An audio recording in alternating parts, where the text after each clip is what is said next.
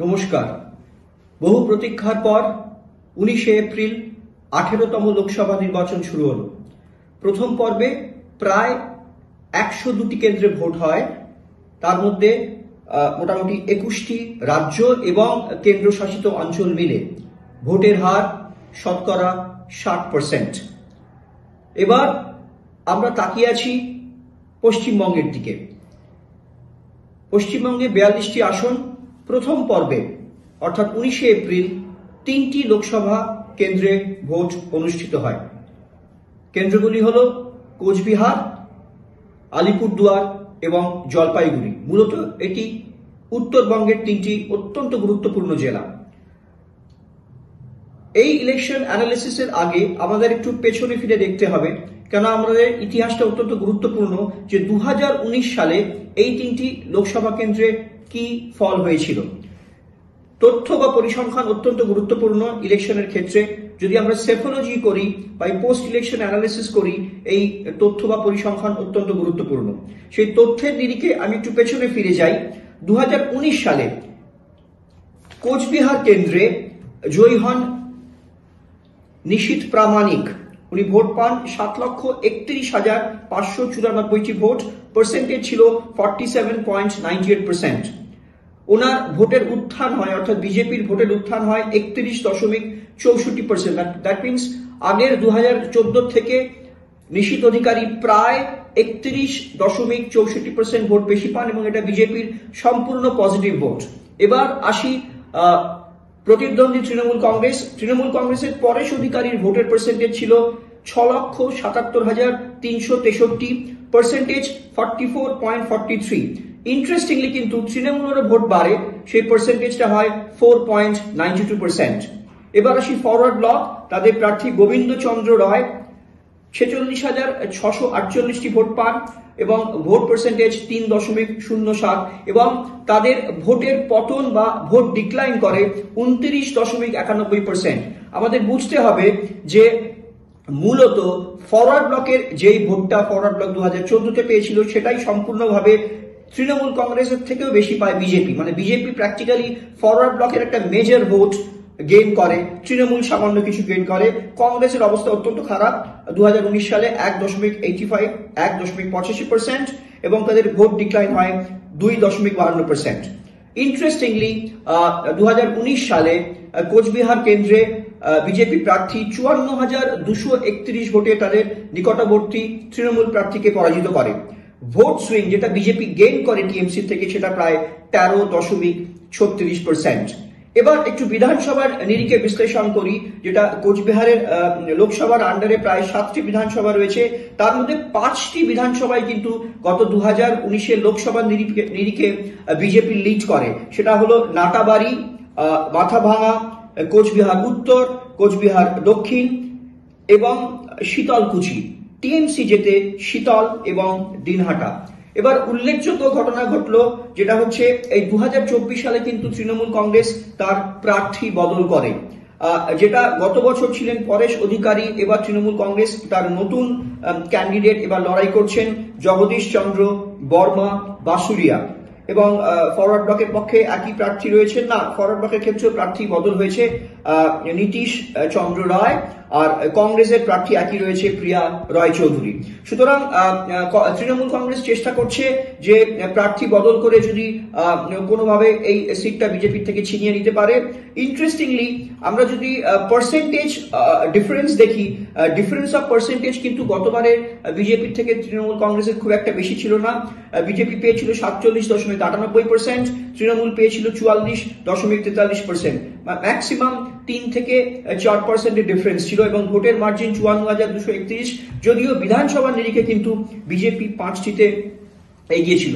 সুতরাং এবারের ভোটে কিন্তু একটা তুল্যমূল্য লড়াইয়ের সম্ভাবনা রয়েছে, যদিও পার্সেন্টেজের ভিত্তিতে বিজেপি এগিয়ে রয়েছে। বিকজ আগেই আমি বললাম যে ভোট সুইংয়ে কিন্তু বিজেপি প্রায় 13.36%, যদিও ডিফারেন্স অফ মার্জিন পার্সেন্টেজের হিসেবে কিন্তু মাত্র 3.5% এবং ভোটের নিরিখে 54,000 কিন্তু লোকসভায় খুব একটা বড় ডিফারেন্স নয়, কিন্তু তাহলেও বলছি যে সামান্য হলেও বোধহয় বিজেপি একটু এগিয়ে আছে, কিন্তু কোচবিহারে কিন্তু এবার ভীষণ বড় প্রতিদ্বন্দ্বিতা হচ্ছে। আরেকটা অত্যন্ত গুরুত্বপূর্ণ, গতবার কিন্তু ভোটের টার্ন আউট হয়েছিল প্রায় 82.81%। এবার সেই অর্থে কিন্তু ভোটের টার্ন আউট অনেকটা কমেছে, ওই 75 থেকে 76%। এবার এই ভোট কমে যাওয়াটা কার পক্ষে যাবে এবং কার বিপক্ষে যাবে সেটা সময়ই বলে দেবে। তবে হ্যাঁ, কোচবিহারে কিন্তু লড়াই হতে চলেছে। পার্সেন্টেজ খুব কম ছিল, কিন্তু তাহলেও আমার ব্যক্তিগত মত হলো, অ্যানালিসিস করে যেটা আমরা দেখেছি সেটা কিন্তু সামান্য হলেও বিজেপি এগিয়ে রয়েছে। এবার পরবর্তী কনস্টিটুয়েন্সি যেটা আলিপুরদুয়ার, এটা অত্যন্ত গুরুত্বপূর্ণ একটা কনস্টিটুয়েন্সি। আলিপুরদুয়ারের ক্ষেত্রে যেটা আমরা বলতে পারি, 2019-এর নিরিখে যেখানে জন বার্লা, বিজেপি প্রার্থী জন বার্লা 7,50,804টি ভোট পান এবং পার্সেন্টেজটা অত্যন্ত ভালো ছিল, 54.40। টিএমসির নিকটতম প্রতিদ্বন্দ্বী টিএমসির দশরথ তীরকে, ওনার পার্সেন্টেজ অফ ভোট ছিল 36.72 এবং টোটাল ভোট পেয়েছিলেন উনি 5,68,115। পার্সেন্টেজের নিরীক্ষে জন বার্লার পার্সেন্টেজ ছিল 54%, উনি গেইন করেছেন 2014 থেকে প্রায় 27%। আর দশরথ তীরকেও কিন্তু ইন্টারেস্টিংলি গেইন করেছেন 7%। বিগেস্ট লুজার যদি আমরা বলি, বিজেপি এবং টিএমসি দুজনেই গেইন করেছে, কিন্তু লুজ করেছে কিন্তু আরএসপি, যেটা স্বাধীনতার পর থেকে কিন্তু এই সিটটা আরএসপি জিতত। এবারে গতবারে 2019 আরএসপি প্রার্থী মিলি ওরাও, তিনি মাত্র 3.91% ভোট পান। তার মানে আমাদের বুঝতে হবে প্রায় 23.81% ভোট কমে যায় আরএসপি, এবং এই ভোটটা মূলত ম্যাক্সিমামটা বিজেপির পক্ষে যায়, কিছুটা টিএমসির পক্ষে যায়। আর কংগ্রেসের অবস্থা ওই তথই বছর খুবই খারাপ, পার্সেন্টেজের নিরীক্ষে 1.93, জাস্ট 2%, এবং কংগ্রেস প্রায় 7.5% ভোট হারায়। ইন্টারেস্টিংলি এবার বিধানসভার যদি আমরা নিরিখ বলি, 2019-এর বিধানসভার নিরিখে লোকসভার ক্ষেত্রে 7টি বিধানসভা, যার মধ্যে 6টিতেই বিজেপি লিড করে। বিজেপি আলিপুরদুয়ারটা শুধু টিএমসি লিড করে, দুঃখিত, আলিপুরদুয়ারটা শুধু টিএমসি লিড করে, কিন্তু বাকি যে 6টি, তুফানগঞ্জ, কুমারগ্রাম, কালচিনি, ফালাকাটা, মাদারিহাট, নাগরাকাটা, এই সবগুলোতে কিন্তু বিজেপি লিড করে। এবারে আরেকটা খুব ইন্টারেস্টিং অবজারভেশন, দুটি দল, গতবারে বিজেপি জিতেছিলেন, কিন্তু বিজেপিও কিন্তু তার প্রার্থী পরিবর্তন করেছেন। এবারে প্রার্থী হয়েছেন মনোজ টিগ্গা, যেটা গতবার ছিলেন জন বার্লা। যদিও জন বার্লা জেতা সত্ত্বেও কিন্তু বিজেপি কিছু সমস্যার জন্য বিজেপি তার আভ্যন্তরীণ সার্ভে করে দেখেছেন যে জন বার্লার পরিবর্তন করা দরকার, এবং তারা জন বার্লা জেতা সত্ত্বেও জেতা এমপিকে চেঞ্জ করে তারা মনোজ টিগ্গাকে প্রার্থী করেছে। টিএমসি ক্ষেত্রেও প্রার্থী পরিবর্তন হয়েছে, দশরথ তীরকের জায়গায় এসছেন প্রকাশ চিক বারি। আরএসপি একই ক্যান্ডিডেট রেখেছে মিলি ওরাও। ইন্টারেস্টিংলি 2019-এ কিন্তু বিজেপির একটা থাম্পিং ভিক্টরি হয় আলিপুরদুয়ারে, প্রায় 2,43,979 ভোটে কিন্তু বিজেপি জেতে, এবং বিজেপির সুইং ইন ফেভার অফ বিজেপির সুইং টিএমসিকে টপকে প্রায় 9.92%। দ্যাট মিনস প্রায় 9.92%, প্রায় 10% বিজেপির সুইং হয় তাদের পক্ষে টিএমসির এগেনস্টে। ফলে এইবারের কোচবিহার কেন্দ্রটা কিন্তু, কোচবিহার নয়, আলিপুরদুয়ার কেন্দ্রের ক্ষেত্রে কিন্তু অবশ্যই বলে দেওয়া যায় অনেকটাই এগিয়ে বিজেপি। হয়তো বিজেপি এই সিটটা আবার রিটেন করতে চলেছে। একটু ছোট্ট ইতিহাসে ফিরে যাই, এই লোকসভা কনস্টিটুয়েন্সিটায় কিন্তু 1977 থেকে 2004 সালে আরএসপি জিতেছিলেন, রেভলিউশনারি সোশ্যালিস্ট পার্টি, বামফ্রন্টের একটি শরিক দল।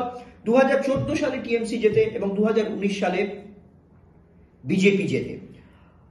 এবার যেটা শেষ কেন্দ্র অত্যন্ত গুরুত্বপূর্ণ, সেটা হলো আরেকটি গুরুত্বপূর্ণ কেন্দ্র উত্তরবঙ্গে, সেটা হলো জলপাইগুড়ি। 2019-এর নিরিখে যদি আমরা বলি, জয়ন্ত কুমার রায় বিজেপি, উনি জেতেন, উনি প্রায় 7,60,145টি ভোট পান, পার্সেন্টেজের নিরিখে প্রায় 50.65%, গেইন করেন 33.63। মানে লক্ষণীয়ভাবে কিন্তু বিজেপির একটা ভয়ঙ্কর উত্থান হয়, 33.63% উত্থান হয় বিজেপির, যেটা এটা বিজেপির পক্ষে একটা অভূতপূর্ব সাফল্য। জলপাইগুড়ি এবং আলিপুরদুয়ারের ক্ষেত্রে যেটা বললাম, কোচবিহারেও গেইন করেছে, কিন্তু পার্সেন্টেজটা কম ছিল। টিএমসি প্রার্থী বিজয় চন্দ্র বর্মন প্রায় 5,76,141, পার্সেন্টেজ 38.39, পার্সেন্টেজের ভোট হচ্ছে ওই 0.39, ওরাও গেইন করেছে, কিন্তু ম্যাসিভ গেইন করেছিল বিজেপি। আবার বলি, এক্ষেত্রে সবচেয়ে বেশি ভোটের ক্ষয় হয় সিপিএম প্রার্থী ভাগীরথ চন্দ্র রায়, উনি মাত্র ৭৬,০৫৪টি ভোট পান এবং পার্সেন্টেজ 5.07, 5.07, এবং তার ভোট ডিক্লাইন হয় ২৭.৫৮%, যেটা কিন্তু ম্যাক্সিমাম গেইন করে বিজেপি, সামান্য গেইন করে টিএমসি। কংগ্রেসের প্রার্থী সেই লেস দ্যান 2% ভোট, ১.৯০%, লুজ করে কংগ্রেস ৪.৮৩%। টার্ন আউট গতবার হয়েছিল ৮৬.৫১, এবারও বলছি এবার কিন্তু টার্ন আউট ২০২৪-এর ১৯ তারিখে যে ভোটটা হলো, টার্ন আউট কম হয়েছে ৭৭%, অনেকটা পার্সেন্টেজ কমেছে। এই পার্সেন্টেজ কমাটা কার বেনিফিট হবে সেটা বলা মুশকিল এই মুহূর্তে, তবে সময়ই বলবে। বিজেপি কিন্তু গেইন করে টিএমসি থেকে প্রায় 16.16%, যেটা বিজেপির পক্ষে সুইং। এবার অ্যাসেম্বলির নিরিখে যদি দেখি, আমরা বিধানসভার নিরিখে দেখি, ২০১৯ সালে প্রায় 7টি বিধানসভার মধ্যে 6টিতেই বিজেপি লিড করে। বিধানসভাগুলি হলো মেখলিগঞ্জ, ধূপগুড়ি, ময়নাগুড়ি, জলপাইগুড়ি, ডাবগ্রাম, ফুলবাড়ি এবং মাল, সবগুলোতে বিজেপি লিড করে। একমাত্র রাজগঞ্জ অ্যাসেম্বলি কনস্টিটিউয়েন্সি থেকে টিএমসি জেতে। একটু অতীতে যাই, লোকসভার যদি হিস্ট্রি দেখি, ১৯৬২ থেকে ১৯৭১-এ কংগ্রেস এখানে জেতেন। ১৯৮০ থেকে ২০০৯, ভাবুন ১৯৮০ থেকে ২০০৯ অব্দি এই নিরবিচ্ছিন্নভাবে বামফ্রন্ট বা সিপিএম জেতে। ২০১৪-তে প্রথম টিএমসি জেতে, 2019-এ বিজেপি জেতে। এবারে 2024-এর ক্যান্ডিডেট যদি আমরা দেখি, হ্যাঁ বিজেপি কিন্তু ক্যান্ডিডেট পরিবর্তন করেননি। গতবারের বিজয় MP, member of the parliament Jayanta Roy লড়াই করছেন। টিএমসি কিন্তু এখানেও প্রার্থী বদল করেছে, নির্মল চন্দ্র রায় টিএমসি লড়ছেন এবং সিপিএম এর প্রার্থী হচ্ছে দেবরাজ বর্মন। এবার ওভারঅল যদি আমি বলি, এক্ষেত্রে কিন্তু বিজেপির মার্জিন প্রায় ১,৮৪,০০০ ভোটে 2019-এ বিজেপি জেতে। ফলে এবারও যদি খুব একটা অঘটন না ঘটে, অনেকটাই এগিয়ে বিজেপি।